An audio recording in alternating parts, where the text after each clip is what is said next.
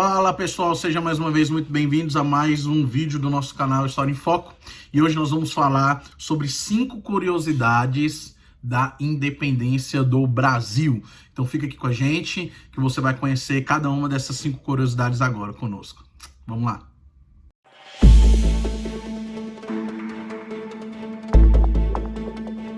Trabalhadores do Brasil!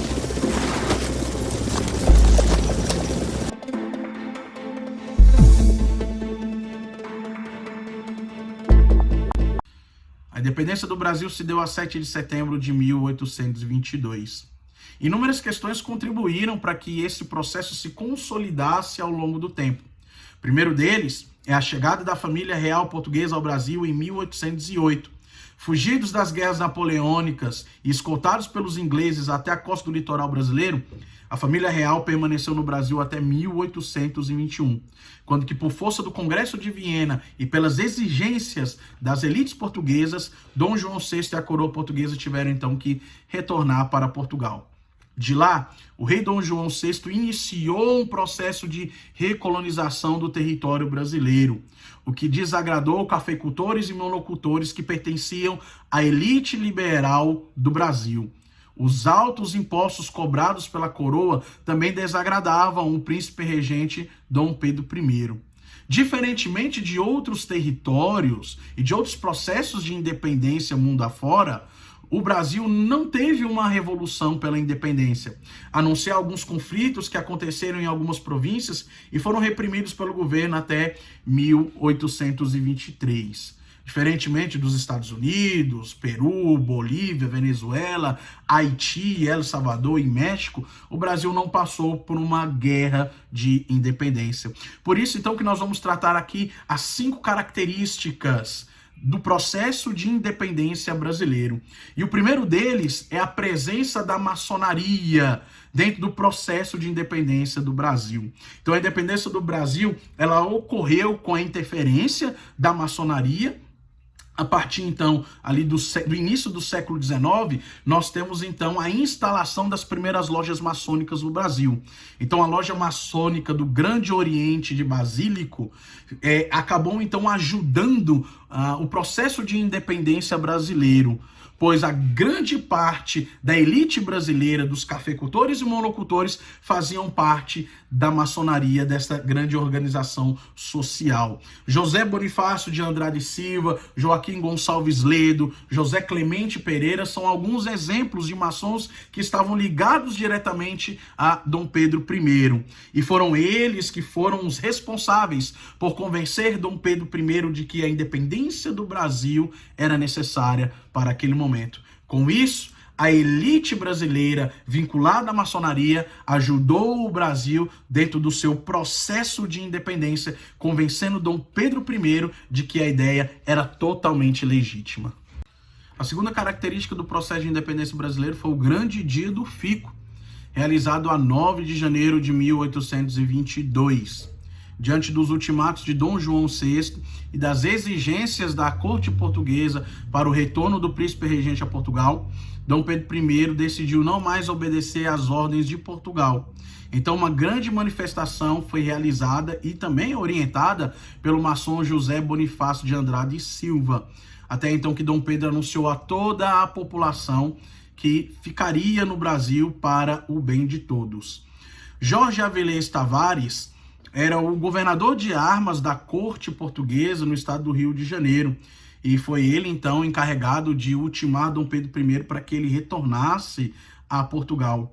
Diante disso, o exército brasileiro se opôs a Jorge Avilés Tavares, derrotando cerca de 2.000 soldados da corte portuguesa e assim, então, consolidando o Grande Dia do Fico. Essa é a nossa segunda característica do processo de independência do Brasil. A terceira característica é que o processo de independência do Brasil se deu a partir também de um acordo político entre Brasil e Portugal. Diferentemente de outros processos de independência, onde revoluções foram realizadas a partir da maioria da população, né, da população que tinha interesse nos seus processos de independência, como é o caso dos Estados Unidos em 1776 e o caso das colônias espanholas ao longo do século XIX, o Brasil não passou por uma revolução de independência, por guerras de independência, a não ser alguns conflitos que aconteceram em algumas províncias brasileiras. Mas o Brasil, então, passou por este processo tendo que pagar cerca de 2 milhões de libras ao governo português. Essa foi a exigência da coroa portuguesa para que eles concedessem e reconhecessem a independência do Brasil. Dinheiro este que foi emprestado pela Inglaterra e então repassado aos próprios portugueses. Neste caso, essa foi a nossa primeira grande dívida externa, contraída a partir do processo de independência brasileiro. A quarta característica do processo de independência do Brasil foram os manifestos de 1822.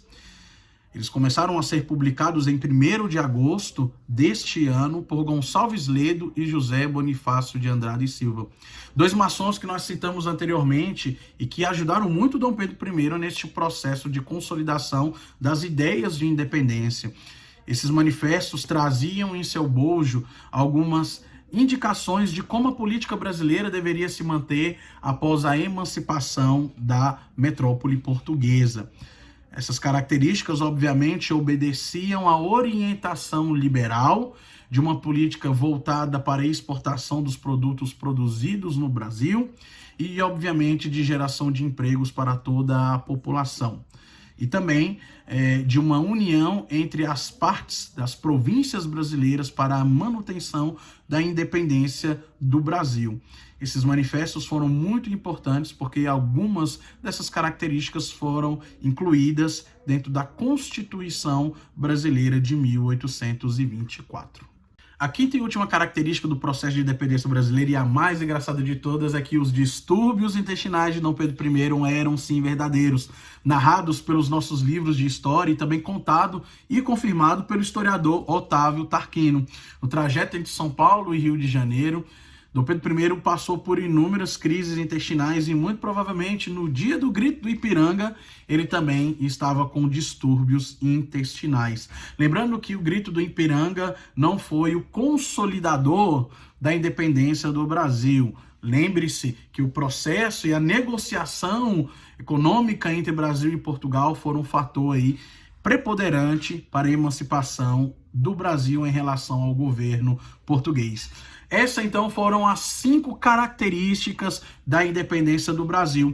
Então, quero te pedir que você compartilhe o nosso vídeo, que você deixe o seu like, deixe o seu comentário aí com a gente, inscreva-se no canal que a gente sempre está postando alguns vídeos aí de curiosidades históricas e também fazemos algumas séries de vez em quando.